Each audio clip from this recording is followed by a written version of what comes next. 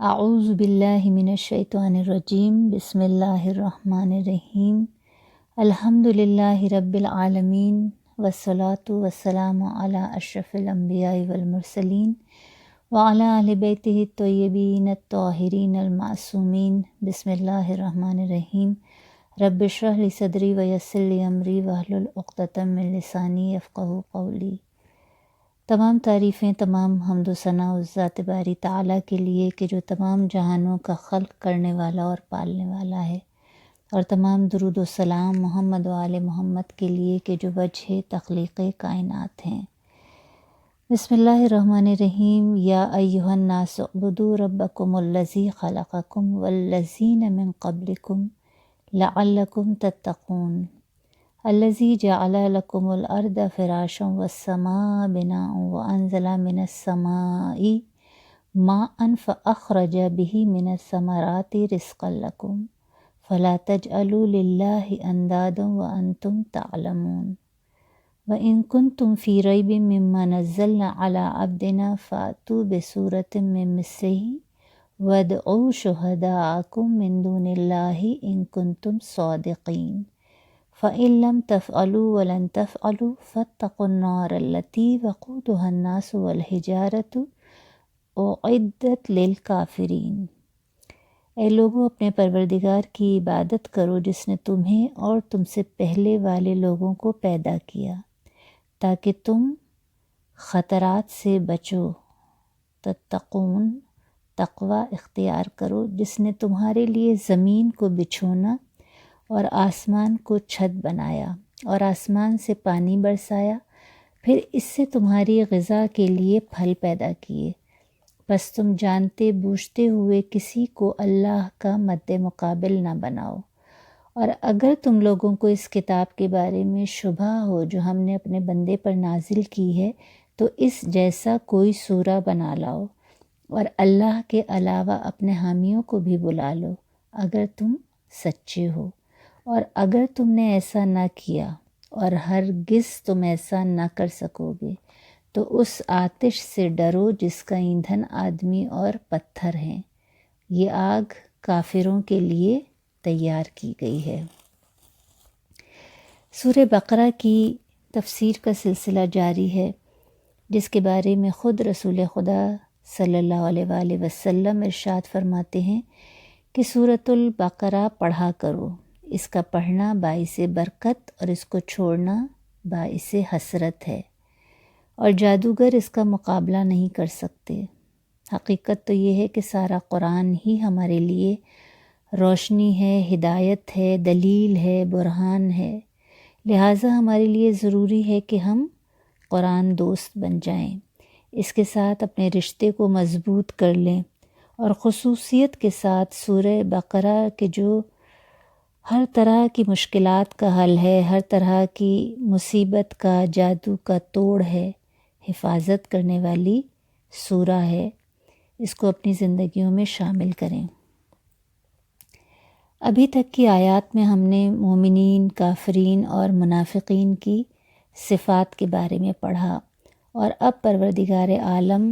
تمام بنی نوع انسان کو مخاطب کر رہا ہے۔ یہ بات واضح رہے کہ ہمارے نبی صلی اللہ علیہ وآلہ وسلم سے پہلے جتنے بھی انبیاء آئے اور انہیں جو آسمانی کتابیں یا صحیفے دیے گئے، ان میں جب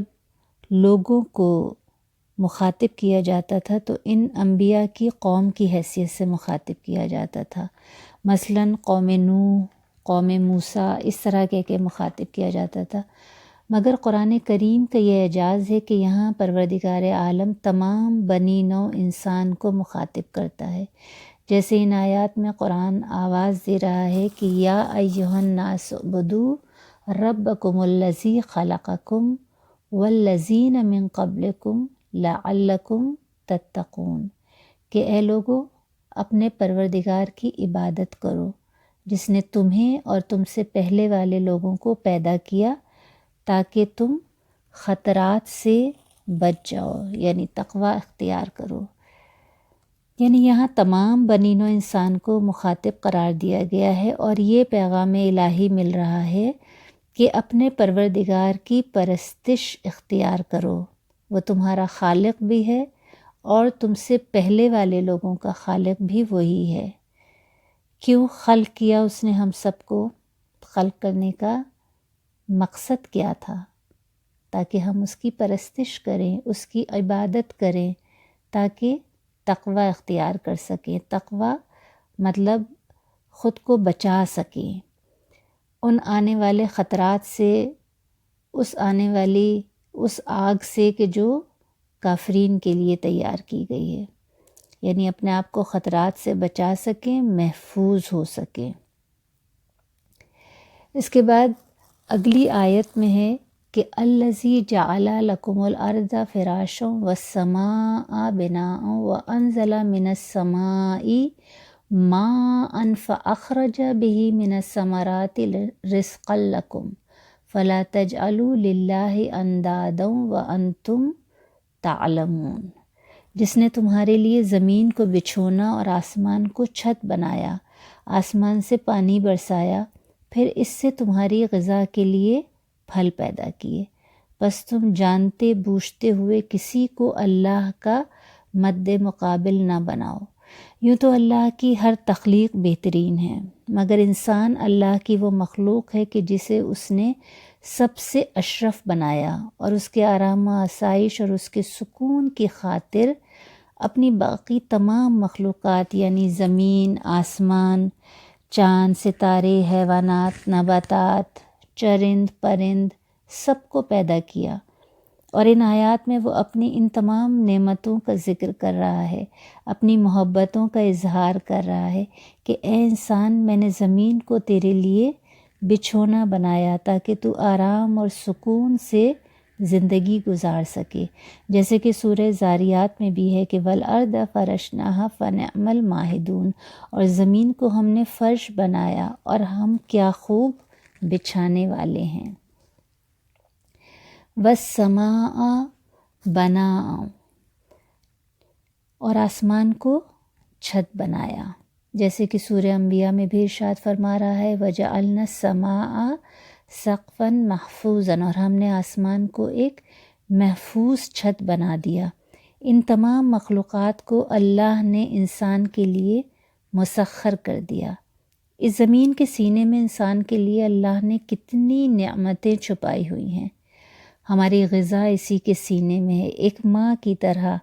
اس کے سینے میں اللہ نے ہماری غذا کو بھی اتار دیا، اور جب ہم مر جاتے ہیں تو ماں کی طرح یہی زمین ہمیں اپنی آغوش میں بھی چھپا لیتی ہے۔ وَأَنزَلَ مِنَ السَّمَاءِ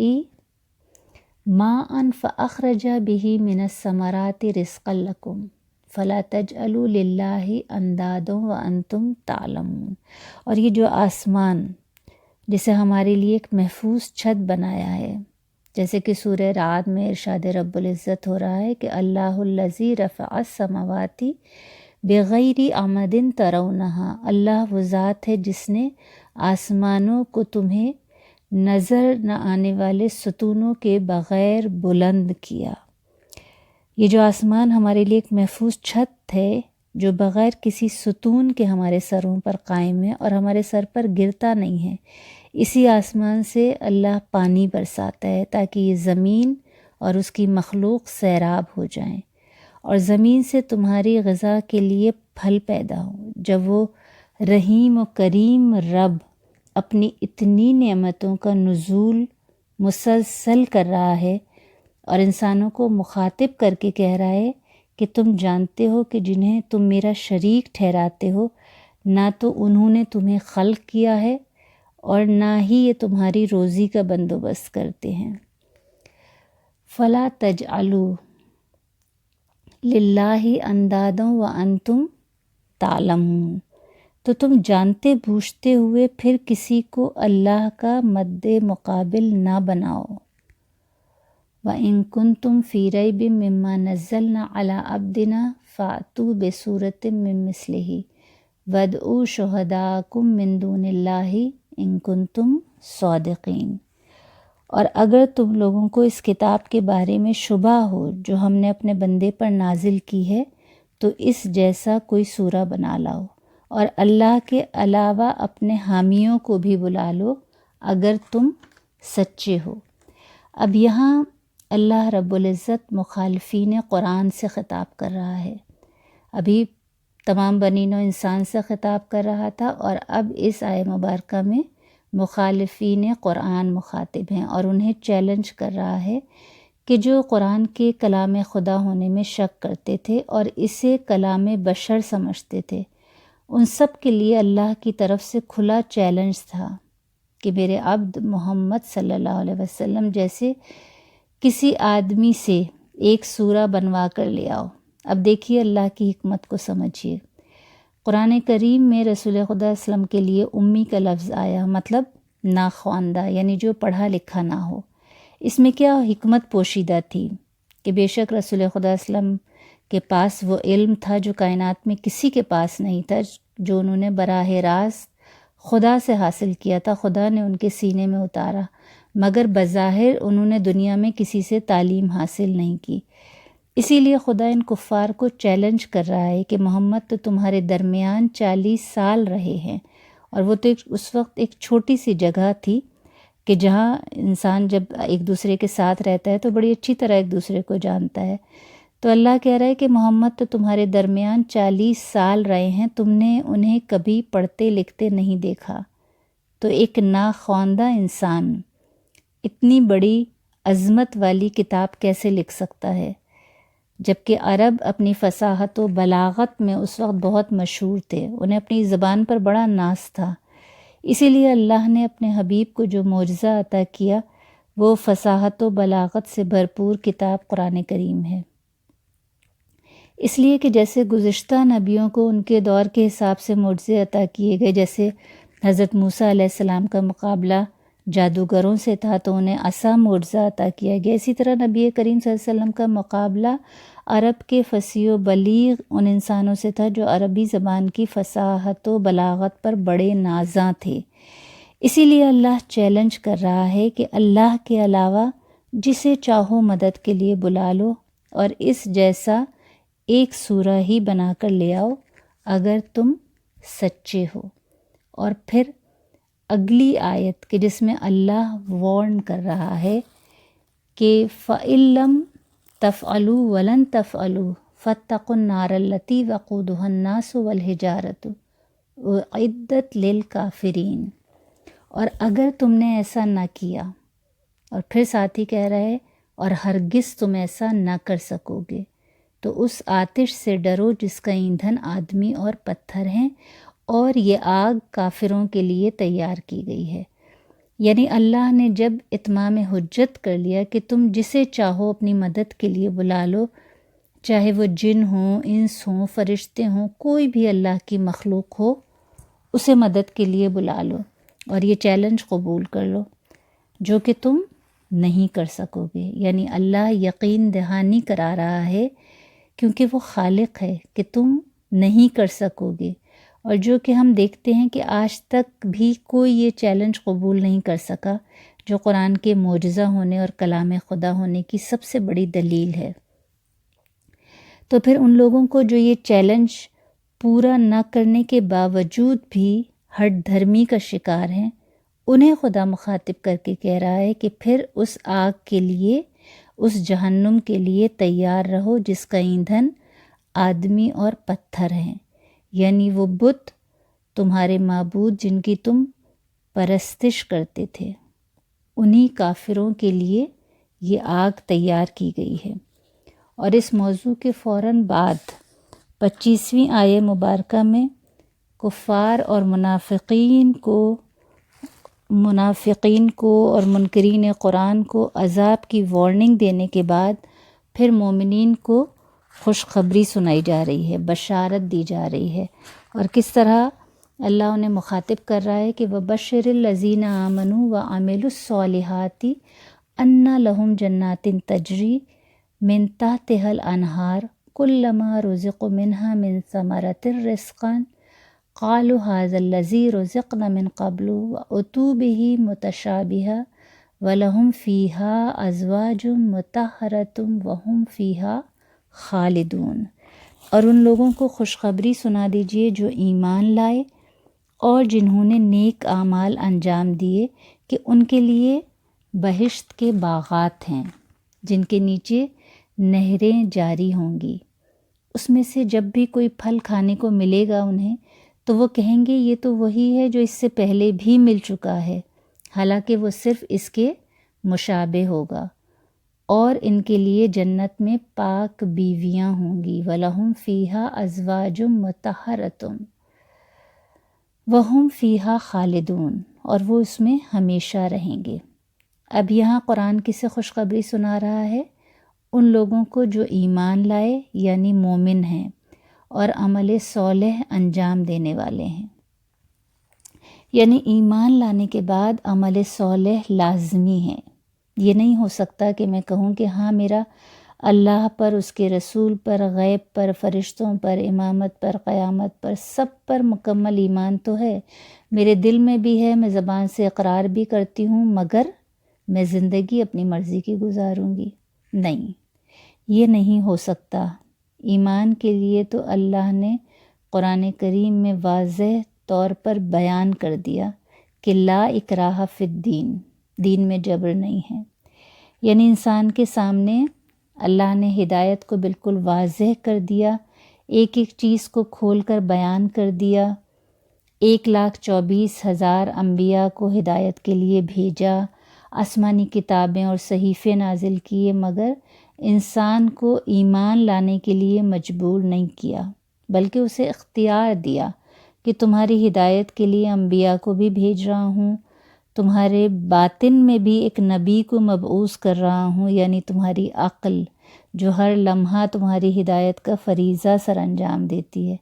اب تمہیں اختیار ہے کہ تم حق کا راستہ اختیار کرو یا باطل کا۔ لیکن اگر ہدایت کے نتیجے میں ایمان قبول کر لیتے ہو اپنے اختیار سے، تو اس کے بعد تمہاری مرضی اور تمہارا اختیار نہیں ہے۔ اب جب کہ تم اسلام کے دائرے میں داخل ہو گئے ہو تو اب تمہیں شریعت کے اکارڈنگ ہی زندگی گزارنی ہے۔ اب عمل صالح انجام دیے بغیر تمہارا ایمان مکمل نہیں ہو سکتا۔ یعنی ایمان اور عمل صالح ان میں جدائی نہیں ہو سکتی۔ اور جب کہ ہم کتنے مزے سے مطمئن رہتے ہیں یہ سوچ کر کہ ہم تو مومن ہیں، ہم تو ایمان رکھتے ہیں، بس اب ہماری مرضی، ہم نماز پڑھیں نہ پڑھیں، حجاب کریں نہ کریں، چاہے جھوٹ بولیں، غیبت کریں، دھوکہ دیں، لوگوں کی دل آزاری کریں، خمس دیں نہ دیں، زکوٰۃ ادا کریں نہ کریں، حج واجب ہو گیا ہے، ہماری مرضی کریں یا نہ کریں۔ مگر کیا ہوا؟ یہ جنت کی خوشخبریاں تو بس ہمارے لیے ہی ہیں اور جہنم کی آگ تو بس کافروں کے لیے ہے۔ مگر یہ صرف شیطان کا دھوکہ ہے، کیونکہ اللہ تو ایمان والوں کے ساتھ ساتھ عمل صالح کرنے والوں کا ذکر بھی ساتھ کرتا ہے۔ ایمان اور اعمال صالح ان کا ذکر قرآن کریم میں متعدد بار ساتھ ساتھ آیا ہے، اس لیے کہ اس کے بغیر ایمان کا کوئی تصور نہیں ہے۔ تو بس انہی کے لیے جنت کی خوشخبری ہے کہ ان کے لیے روز قیامت ان کے نیک اعمال اور حسن کارکردگی کے صلے میں ایسے باغات عطا کیے جائیں گے کہ جن کے درختوں کے نیچے نہریں جاری ہوں گی، اور انہیں ایسے پھل اور میوے دیے جائیں گے کہ جنہیں دیکھ کر انہیں لگے گا کہ یہ تو انہیں دنیا میں بھی دیے گئے تھے، مگر در حقیقت لذت کے لحاظ سے آخرت کے یہ پھل اور میوے بے مثل ہوں گے، اور دنیا میں ان نعمتوں کا کوئی تصور بھی نہیں کر سکتا۔ یعنی ہر پھل، ہر میوہ بظاہر دنیا جیسا ہوگا، مگر ہر دفعہ جب وہاں وہی پھل دوبارہ کھایا جائے گا تو پھر اس کا ذائقہ نیا محسوس ہوگا۔ یعنی وہاں کے پھلوں سے انسان کا دل نہیں بھرے گا، وہ بیزار نہیں ہوں گے۔ وَلَهُمْ فِيهَا أَزْوَاجٌ مُطَهَّرَةٌ، اور وہاں ان کے لیے پاک و پاکیزہ بیویاں ہوں گی جو ہر تخلیقی عیب و اخلاقی برائیوں سے عاری ہوں گی، اور 100% اپنے شوہروں کی مطیع و فرما بردار ہوں گی۔ وَهُمْ فِيهَا خَالِدُونَ، یعنی وہ دائمی ٹھکانہ ہے، یعنی ہمیشہ ہمیشہ رہنے کی جگہ، جہاں سے ہمیں نہ کبھی نکالا جائے گا، نہ وہاں موت آئے گی، بلکہ وہاں ہم ہمیشہ ہمیشہ بے خوف و خطر رہیں گے۔ ان اللہ لا یستحی ان یضرب مثلا ما بعوضۃ فما فوقها فاما الذین آمنوا فیعلمون انہ الحق من ربہم واما الذین کفروا فیقولون ماذا اراد اللہ بہذا مثلا یضل بہ کثیرا ویہدی بہ کثیرا وما یضل بہ الا الفاسقین۔ اب اس آیت میں پروردگار عالم مثال بیان کر رہا ہے کہ ان اللہ لا یستحی، اللہ کسی مثال کے پیش کرنے سے نہیں شرماتا، خواہ مچھر کی ہو یا اس سے بھی بڑھ کر چھوٹی چیز کی۔ پس جو لوگ ایمان لا چکے ہیں وہ جانتے ہیں کہ یہ مثال ان کے پروردگار کی جانب سے برحق ہے، لیکن کفر اختیار کرنے والے کہتے رہیں گے کہ اس مثال سے اللہ کا کیا مقصد ہے۔ اللہ اس سے بہت سوں کو گمراہ کرتا ہے اور بہت سوں کو ہدایت کرتا ہے، اور اس کے ذریعے وہ صرف فاسقین کو گمراہی میں ڈالتا ہے۔ ان اللہ لا یستحی ان یضرب مثلا ما بعوضۃ فما فوقها، اللہ تعالیٰ اپنی مخلوقات میں سے جسے چاہے بطور مثال ذکر کرنے میں کوئی شرم محسوس نہیں کرتا، خواہ مچھر کی ہو یا اس سے بھی چھوٹی چیز کی ہو۔ اب یہاں وضاحت کرتی چلوں کہ اس سے پہلے منافقین کی صفات بیان کرتے ہوئے بھی اللہ نے مثالیں بیان کی تھیں، جو گزشتہ سیشن میں نے آپ کے سامنے بیان کی، کہ پہلی مثال یہ تھی کہ ان کی مثال اس شخص کی سی ہے کہ جس نے صحرا میں راہ کی تلاش کے لیے آگ جلائی۔ دوسری مثال یہ تھی کہ ان کی مثال یہ ہے کہ جیسے آسمان سے موسلادھار بارش ہو رہی ہو۔ تب منافقین نے اس پر اعتراض و نفی کرتے ہوئے کہا کہ خدا اس سے بلند و بالا تر ہے کہ اس طرح کی مثالیں بیان کرے۔ اور ابن عباس سے یہ قول بھی مروی ہے کہ جب اللہ تعالیٰ نے مکھی اور مکڑی کے گھر کی مثالیں ذکر کی تو مشرکین نے مذاق اڑایا، اور اس کے جواب میں یہ آیت نازل ہوئی کہ اللہ اپنی مخلوقات میں سے چھوٹی مخلوق کی مثال بیان کرتے ہوئے بھی شرم محسوس نہیں کرتا۔ ایک تو یہ کہ وہ اللہ کی تخلیق کردہ ہے، اور اللہ کی ہر تخلیق کمال تخلیق ہے، جیسے کہ کتاب مجموع البیان میں امام جعفر صادق علیہ السلام مچھر کی خلقت بیان کرتے ہوئے فرماتے ہیں کہ خدا نے مچھر کی مثال دی ہے، حالانکہ وہ جسامت کے لحاظ سے بہت چھوٹا ہے، لیکن اللہ نے اس کے جسم میں وہ تمام اعضاء و جوارح پیدا کیے جو سب سے بڑے جانور ہاتھی میں موجود ہیں، اور صرف یہی نہیں، اس کے علاوہ بھی 2 مزید عضو یعنی جو ہاتھی میں نہیں ہیں موجود، سینگ اور پر بھی اس کو عطا کیے۔ تو خداوند عالم یہ چاہتا ہے کہ مومنین کی توجہ خلقت کے لطیف و عجائب کی طرف مرکوز کرائے۔ مچھر کی تخلیق پر یہاں خود ساختہ معبودوں کے قادر نہ ہونے کی وجہ سے بت پرستوں کا مذاق بھی اڑایا گیا ہے کہ ان کے اپنے ہاتھوں سے تراشے ہوئے یہ بت کہ جن کی یہ پرستش کرتے ہیں ایک مچھر بھی پیدا نہیں کر سکتے، بلکہ یہ بت تو کیا علوم و فنون کے ماہرین، بڑے بڑے صنعت کار اور ماہر سائنسدان بھی اللہ کے اس چیلنج کے مقابل سر تسلیم خم کرنے پر مجبور ہیں اور بے بس نظر آتے ہیں۔ فَأَمَّا الَّذِينَ آمَنُوا فَيَعْلَمُونَ أَنَّهُ الْحَقُّ مِن رَّبِّهِمْ، تو جو لوگ ایمان لا چکے ہیں وہ جانتے ہیں کہ یہ مثال ان کے پروردگار کی جانب سے برحق ہے، یعنی وہ اس کا شعور رکھتے ہیں کہ اللہ یہ مثال کیوں بیان کر رہا ہے۔ وَأَمَّا الَّذِينَ كَفَرُوا فَيَقُولُونَ مَاذَا أَرَادَ اللَّهُ بِهَذَا مَثَلًا يُضِلُّ بِهِ كَثِيرًا وَيَهْدِي بِهِ كَثِيرًا وَمَا يُضِلُّ بِهِ إِلَّا الْفَاسِقِينَ، یعنی اہل کفر و نفاق اس کا مذاق و تمسخر کرتے ہیں۔ یضل بہ کثیرا و یہدی بہ کثیرا، اللہ اس کے ذریعے بہت سے لوگوں کو گمراہ کرتا ہے اور بہت سے لوگوں کی ہدایت کرتا ہے۔ حالانکہ اللہ جان بوجھ کر کسی کو گمراہ نہیں کرتا، بلکہ جو فاسق و فاجر ہیں وہ جان بوجھ کر گمراہی کا راستہ اختیار کرتے ہیں۔ فاسقین کون ہیں؟ جو اللہ کی بنائی ہوئی حدود کو کراس کرتے ہیں۔ جیسا کہ ابتدا میں نے بیان کیا تھا کہ لا اکراہ فی الدین، دین میں جبر نہیں ہے، یعنی اللہ نے ایمان اور کفر کے معاملے میں، اطاعت اور سرکشی کے معاملے میں کسی کو مجبور نہیں بنایا۔ اسی طرح گمراہی اور ہدایت کے معاملے میں بھی کوئی جبر نہیں ہے، یعنی اللہ نے یہ نہیں کیا کہ ایک انسان کو خلق کیا اور بغیر اس کی مرضی کے اسے گمراہ کر دیا، یا ایک انسان کو خلق کیا اور بغیر اس کی محنت کے اسے ہدایت یافتہ انسان بنا دیا۔ نہیں، انسانی عقل کبھی اس بات کو تسلیم نہیں کرے گی، لہٰذا اس کے یہ معنی نہیں ہو سکتے کہ انسان ہدایت یا گمراہی کے لیے مجبور ہے، بلکہ اللہ نے انسان کی ہدایت کے لیے انبیاء کو مبعوث کیا، اپنا پیغام بھیجا۔ اب جو اسے رد کرے گا اور اپنی خواہشات کو اللہ کی مرضی پر ترجیح دے گا، وہ گمراہی کے راستے پر چلا جائے گا۔ یعنی اللہ نے ہر چیز کے قوانین بنائے ہیں، کوئی چیز بھی اللہ کے بنائے ہوئے قانون سے باہر نہیں ہے۔ اب جو ان قوانین کے دائرے میں رہتے ہوئے عمل کرے گا وہ ہدایت پائے گا، اور جو ان قوانین کو توڑے گا، رد کرے گا، وہ صراط مستقیم سے ہٹ کر گمراہی کی ضلالت کے راستے پر چلا جائے گا۔ چنانچہ آیات قرآنی کے نزول سے ایک گروہ یعنی مومنین کا گروہ، ان کے لیے یہی آیات ہدایت، رحمت اور روحانی امراض سے شفا کا باعث بنتی ہیں، اور فاسقین، ظالمین، منافقین اور کفار کی گمراہی میں، ان کے نفاق میں